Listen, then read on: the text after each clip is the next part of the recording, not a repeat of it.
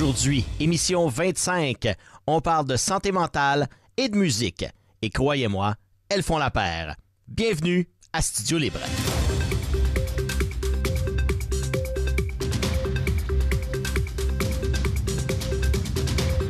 Certains artistes vont parler de leur art comme une certaine thérapie.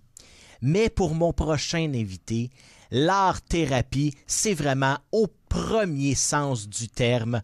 On va parler avec Jean-François Parent, directeur général du Boulevard de la Vallée. Bonjour. Bonjour. Et puis quand je disais que c'est vraiment de l'art-thérapie au sens propre du mot, eh bien, je regarde ici, j'ai eu un beau pamphlet que vous avez fait sur ce que vous faites et honnêtement, je regarde ça, il y en a, mais vraiment beaucoup. Et c'est là qu'on se rend compte que l'art peut vraiment servir de thérapie et aider beaucoup en santé mentale. Un enjeu qu'on parle de plus en plus là, depuis les dernières années. Tout à fait. C'est un médium qui est très important, l'art. C'est un médium qui est important parce qu'il est quand même assez accessible et ça permet à la personne qui vit avec des défis avec sa santé mentale de se réaliser et de voir qu'elle est autre chose qu'une problématique en santé mentale. Mm-hmm. Si je pense, c'est un des médiums qui est le plus apprécié, celui avec la musique qu'on regardera tantôt. Là. Mais c'est important, j'ai toujours cru que c'est important d'avoir des médiums comme ça pour permettre à la personne d'intégrer un service ou de croire en elle. Là. C'est hyper important. Et puis on parlait de musique, ça c'est souvent utilisé, mais il y a d'autres choses qui peuvent être créatives. Là, j'ai ici, et puis d'ailleurs, très, très beau feuillet. Ben, merci. Donc, on parle d'ateliers de couture, de photo, cuisine, de l'art dirigé. Ça, je veux revenir à ça. Juste pour vraiment spécifier. Vous avez même un studio d'enregistrement, des ateliers de musique, de l'écriture, même de la menuiserie aussi. Tout à fait. Parce qu'il y en a qui sont plus créatifs avec leurs mains qu'avec peut-être un texte ou de la musique de leur voix. Mais vraiment, vous offrez une panoplie d'activités pour vraiment aller chercher les gens. Là. Parce qu'on part à partir des besoins des gens. J'ai une excellente équipe avec moi. Je suis pas tout seul là-dedans. Fait qu'on s'assure d'aller voir les gens, leurs besoins. Puis s'il y a un certain nombre d'individus, on va créer le service. On va l'explorer avec les gens. Il y a certains, comme la photo, j'ai quelqu'un qui est carrément dédié au niveau des ateliers photo qui fait tout un beau travail aussi. La musique, j'ai un intervenant qui est dédié à la musique. Fait que quand c'est quelque chose qui est très populaire, on va dédier un intervenant au niveau de ce médium-là. Mais c'est quelque chose, moi, ce que je trouve beau, c'est le sourire des gens ou l'épanouissement quand les gens se réalisent avec des beaux médiums comme ça. Là. Tout à fait. Et comment on s'en va en tant qu'utilisateur? C'est quoi la démarche pour accéder à vos services? Bien, la meilleure façon la première des choses, on peut aller voir sur notre site Internet, qui, j'imagine, vous allez le mettre en ligne. Oui, absolument, absolument. Puis d'aller voir un peu la diversité au niveau des services, la diversité au niveau des ateliers, puis de voir si on se reconnaît un peu là-dedans. Le but essentiel, c'est pas que la personne vive avec un diagnostic, mais reconnaisse des défis en santé mentale. Parce qu'on sait qu'avec le réseau de la santé qu'on a actuellement, ce n'est pas facile d'avoir accès à un spécialiste qui va nous valider les bobos qu'on a, tu vois, dans notre tête. Donc, moi, l'important, c'est que la personne, elle appelle, qu'elle a besoin de sortir de la maison, qu'elle a besoin de rencontrer des gens. On a toutes sortes de groupes d'âge, de plus en plus de jeunes. On a des gens qui travaillent, des gens qui travaillent pas. On a toutes sortes de personnes. C'est ce qui fait la beauté aussi de l'ensemble des gens dans l'organisation. C'est de téléphoner, puis on va accueillir la personne, lui faire visiter les lieux, la menuiserie, les arts, le milieu de jour, puis la personne va voir qu'est-ce qui l'interpelle par rapport à notre calendrier d'activité, puis après ça, elle est la bienvenue pour revenir chez nous. Là.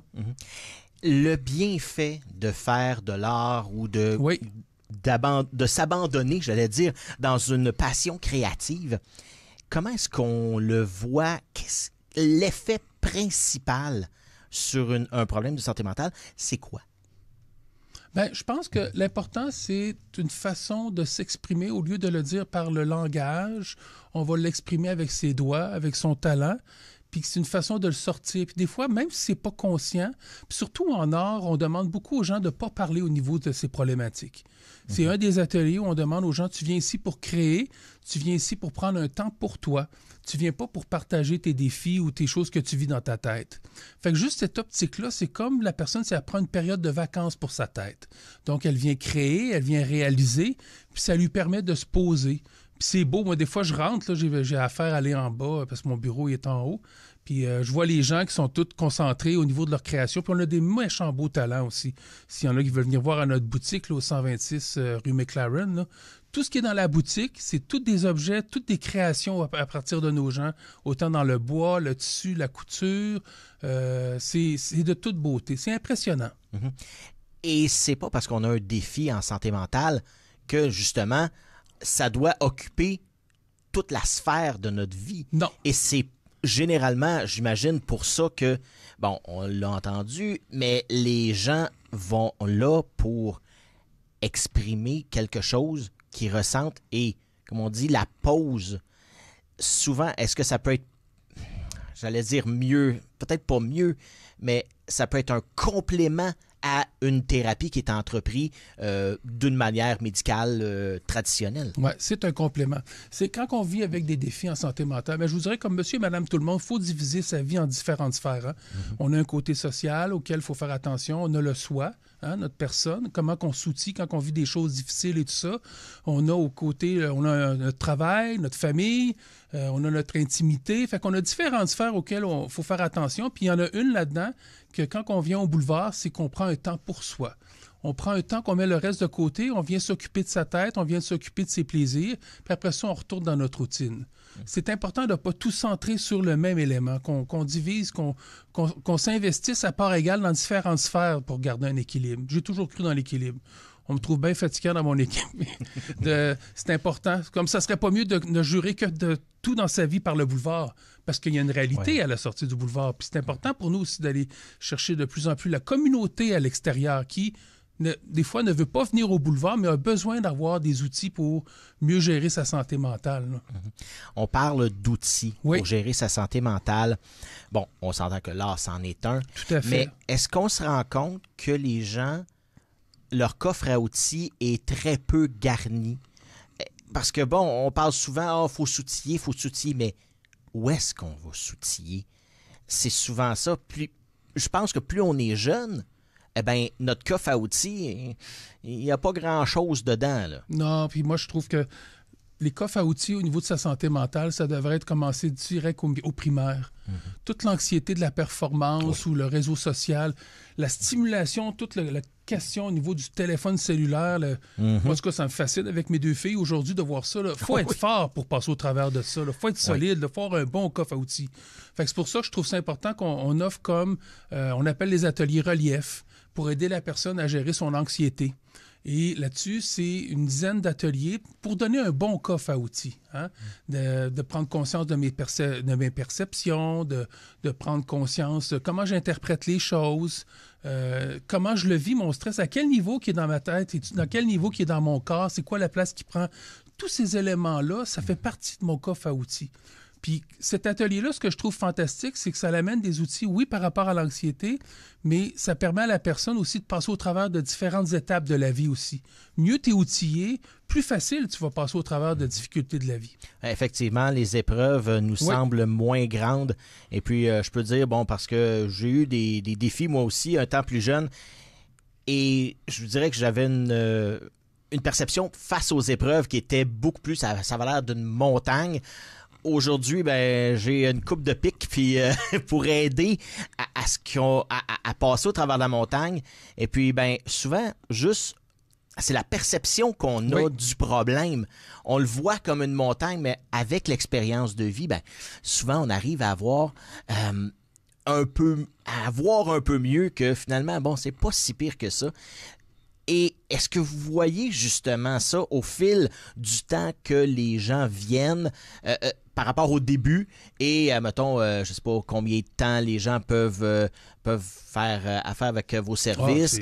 Donc, j'imagine que c'est illimité. Il n'y a pas de limite dans donc, le temps. Est-ce que vous voyez l'évolution par rapport aux défis qu'ils ont? Oui, on a des gens que tu vois, c'est extraordinaire quand ils sont arrivés au début, que quand, après 5 ans ou 10 ans, au niveau de leur ouverture, leur confiance, leur estime, il y en a même qui ont trouvé un emploi temps plein et ne sont jamais revenus. Puis tant mieux. L'objectif, c'est d'être un levier pour la personne, hein, avec tous les médiums qu'on a nommés, puis d'être capable de vivre pleinement sa vie. Puis c'est correct si la personne vient toute sa vie chez nous. Moi, l'important, là, c'est qu'elle se retrouve, qu'elle trouve son équilibre. Parlant d'équilibre, vous êtes assez bien équilibré. On a parlé beaucoup de l'aspect exploration avec les ateliers et compagnie. Mais vous avez une plateforme, littéralement, pour la mise en action qui se divise en 4 volets. J'ai ici la socialisation, la réflexion, l'exploration dont on a parlé beaucoup et l'engagement. Et ce que je vois, c'est que ça fait partie de toutes les sphères d'une vie active. Juste en socialisation, il y a beaucoup d'activités qui peuvent être faites. Et souvent, on parle de vase communicant, là, parce qu'un ne va pas sans l'autre. Si on n'est pas socialisé, c'est un petit peu plus dur d'aller, exemple donné, se trouver un emploi où on va avoir affaire au public, exemple donné. Donc, votre plan d'action, j'imagine qu'il se raffine avec les années. Où est-ce que vous aimeriez justement qu'il soit encore plus? Où est-ce que vous aimeriez dire, ça là, on aimerait ça dans les années prochaines, mettre une petite coche de plus ou une attention particulière à certaines activités? J'aime beaucoup ce qu'on fait présentement à l'interne, là, avec les différentes sphères de services. Là où moi je veux aller plus loin, c'est d'aller chercher plus la communauté. Parce que la détresse, elle existe. Et les défis pour avoir accès aux services, d'avoir un spécialiste. On ne fait pas de thérapie au boulevard, mais on peut donner des outils, des ateliers qui peuvent aider la personne à mieux se connaître, à mieux se réaliser. Et mon objectif, c'est de l'ouvrir aux gens, puis qu'ils puissent y avoir accès, puis ça peut leur permettre d'aller un peu plus loin, d'être un peu plus autonome et tout ça. Au niveau de l'interne, on est toujours ouvert à avoir des nouvelles choses. On peut des fois même faire de l'acupuncture, puis tout ça. Tous les médiums sont bienvenus si c'est des besoins. Mais d'aller plus loin à l'externe, que les gens sachent qu'on est là, qu'ils n'ont pas besoin de venir fréquenter l'organisation pour en bénéficier. Ils peuvent juste venir utiliser des ateliers, puis d'aller voir sur notre site Internet, dans la partie des nouvelles, là, qu'on offre différentes formations. Là. Et puis, je vois aussi, vous avez le côté sensibilisation. Promotion, sensibilisation, ça c'est pour tout organisme, je pense que c'est le nerf de la guerre aujourd'hui. Savoir que d'un, on est là, on existe et voici ce qu'on veut faire et ce qu'on vous propose. La clientèle la plus, je dirais, difficile à aller chercher, les jeunes, les personnes plus âgées, je parle, mettons, 30, 40 ans en montant, parce que on s'entend, les jeunes aujourd'hui ont l'air pas mal sensibilisés à la santé mentale. Les plus vieux, on vient d'une autre époque, puis même je m'inclus un peu là-dedans. Là. Oui, moi je considère qu'on est jeune, mais je te dirais qu'il y a une couple d'années, beaucoup de difficultés à aller chercher les plus jeunes, mais tranquillement, pas vite, ils arrivent dans nos services. La clientèle jeune que le boulevard va aller chercher, c'est souvent une clientèle qui a abandonné l'école au secondaire pour toutes sortes de raisons, qui s'est retrouvée aux adultes, ça n'a pas fonctionné, puis qui se retrouve isolé à la maison, puis ne sait pas quoi faire. Puis il se connaît pas vraiment, il connaît pas ses passions, puis ça, c'est ces jeunes. Fait que pour aller chercher ces jeunes-là, il faut avoir quand même des médiums intéressants pour faire de la promo à l'extérieur de nos murs. C'est pas évident. Mais moi, je suis content quand il y en a un qui arrive chez nous. Puis des fois, le mot se passe. Puis je te dirais que c'est le créneau que je trouve j'aimerais ça qu'on pousse un peu plus. Oui. On parle que le mot se passe. Est-ce que vous le voyez justement directement que un en attire un autre? Quelquefois. Oui. C'est pas fréquent, mais quelquefois. Il y a de la musique qui est très importante. Et on a d'ailleurs un prochain invité qui s'appelle Tristan. On va découvrir qui il est et qu'est-ce qu'il a fait comme projet. C'est un projet très intéressant, j'imagine, pour vous et pour lui dans son cheminement. C'est un projet que je trouve de toute beauté, que j'aime beaucoup, puis à quel point on n'a pas idée d'aller chercher le bon médium pour certaines personnes, comment ça peut être un levier de passion, puis on a des nouvelles personnes qui viennent dans l'organisation. Puis Tristan, ce qu'il a fait, c'est qu'il a utilisé ce médium-là, puis il a impliqué les gens pour créer un résultat qu'il va vous partager tantôt. Ben, on va la prendre tout de suite après voilà. la petite pause qu'on ferait. Et puis, on vient avec Tristan. Merci.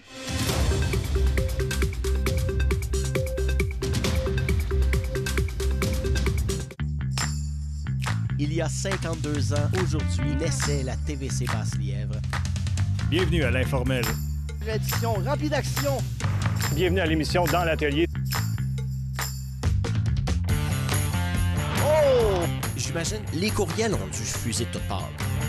J'ai appris à faire de la bande dessinée selon des codes très classiques. Yes! C'est bon, Liam!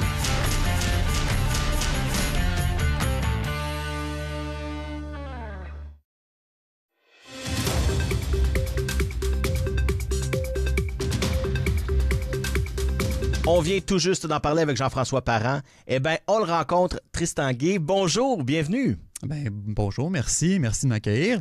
Ben oui, et puis là, on jasait un peu hors d'onde, et puis on se disait, ben ton projet, c'est vraiment quelque chose qui a été très important pour toi. Mm-hmm. Et puis, qu'est-ce que tu as créé Mm-hmm. de ta voix, parce qu'on parle de musique? Oui, en fait, c'est ça, petite histoire courte. Je suis intervenant au Boulevard depuis près d'un an. Puis justement, j'ai la chance de m'occuper d'un volet de musique. Moi, dans la vie, j'écris des chansons. Je suis aussi auteur, compositeur, interprète.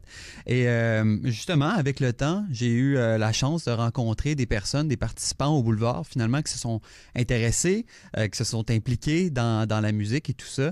Et là, avec la venue prochaine, finalement, de la première semaine du mois de février, qui est la semaine de la prévention du suicide, on s'est assis tout le monde ensemble, en fait, puis on s'est dit qu'est-ce qu'on pourrait faire pour justement souligner ça d'une manière artistique et d'une manière qui nous ressemble. Puis on s'est dit, on devrait écrire une chanson puis essayer de passer le message à travers ça. Et bref, ça a donné un résultat qui en fait, j'ai été époustouflé. En fait, on est à peu près 4-5 participants qui ont finalement écrit des textes et ensemble, on a écrit une chanson, on a composé et on a enregistré. Et là, on se retrouve avec justement une première création comme ça du Boulevard. C'est vraiment, vraiment intéressant comme projet. Quand on écrit, bon, souvent, les auteurs, compositeurs, interprètes vont écrire eux-mêmes. Ouais. Et il y a quelques-uns qui vont faire affaire avec d'autres, des auteurs, mais généralement, l'auteur est relativement seul. Absolument.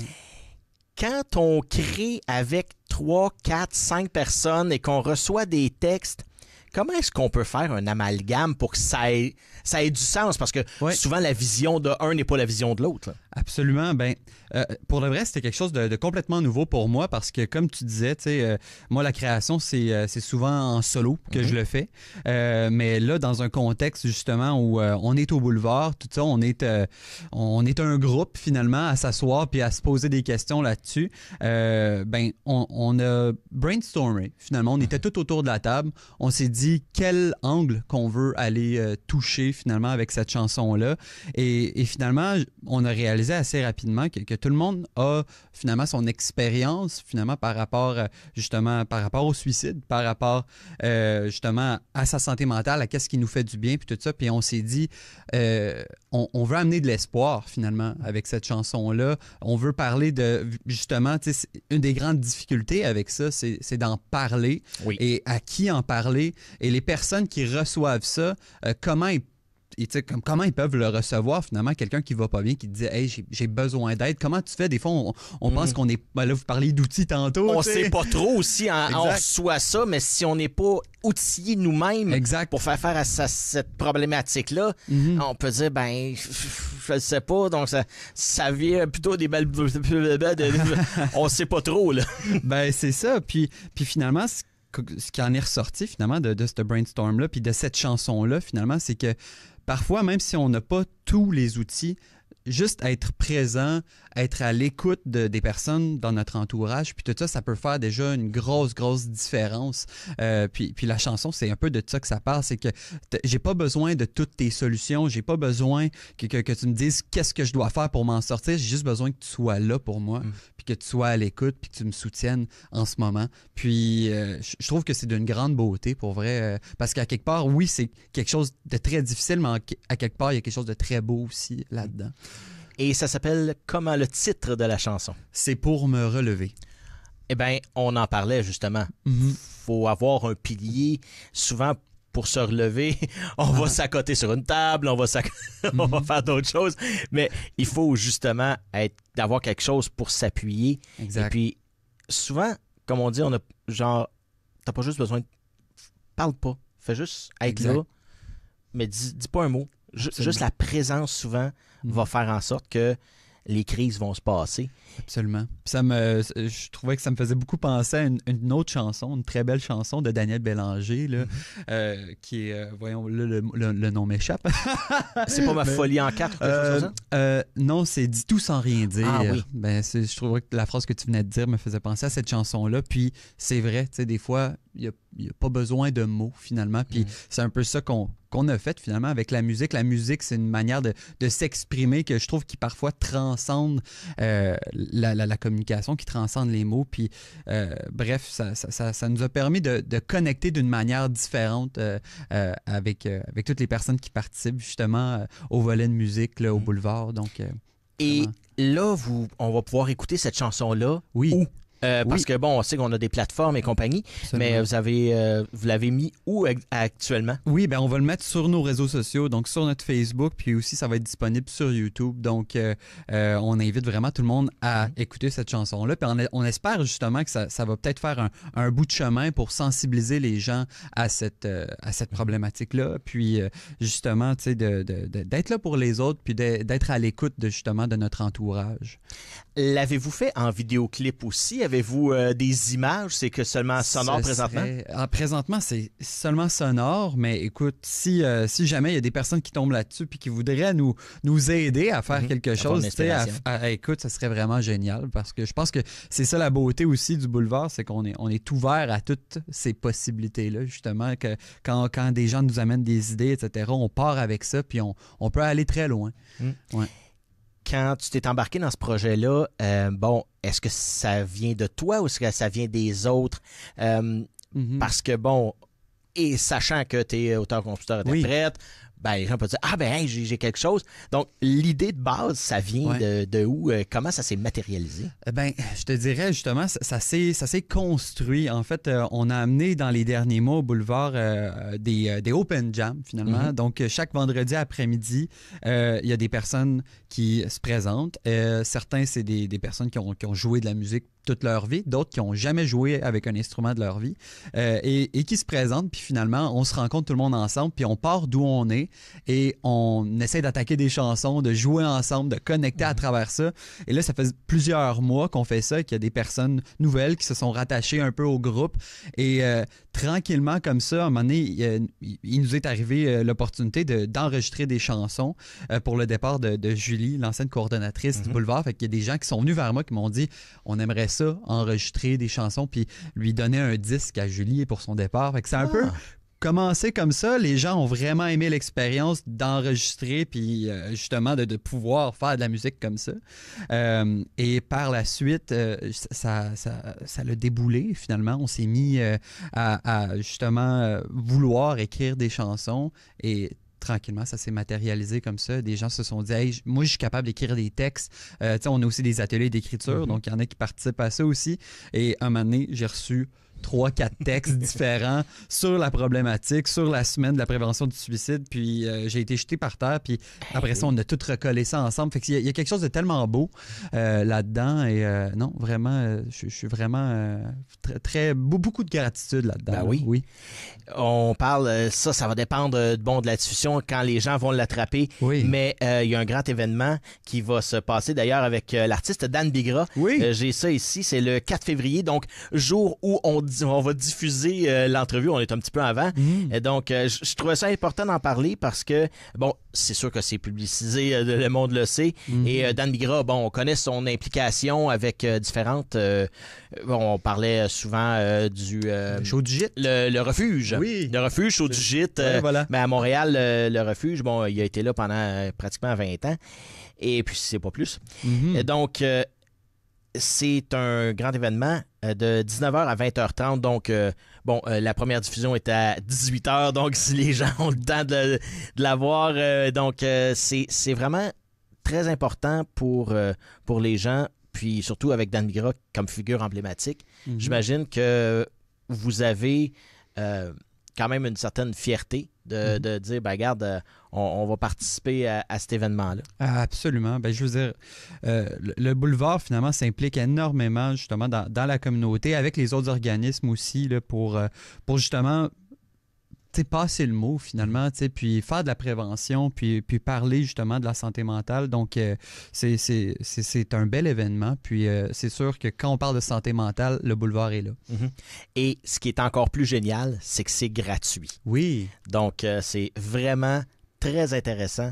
Et puis, merci beaucoup, Tristan Guay. Puis merci beaucoup pour les utilisateurs, les participants au Boulevard de la Vallée, d'avoir cet aspect musique-là. Mm-hmm. Ben, je pense que ça peut régler. On disait que la musique adoucit les mœurs. Ben, oui. C'est peut-être un peu ça aussi. Merci beaucoup. Absolument, merci.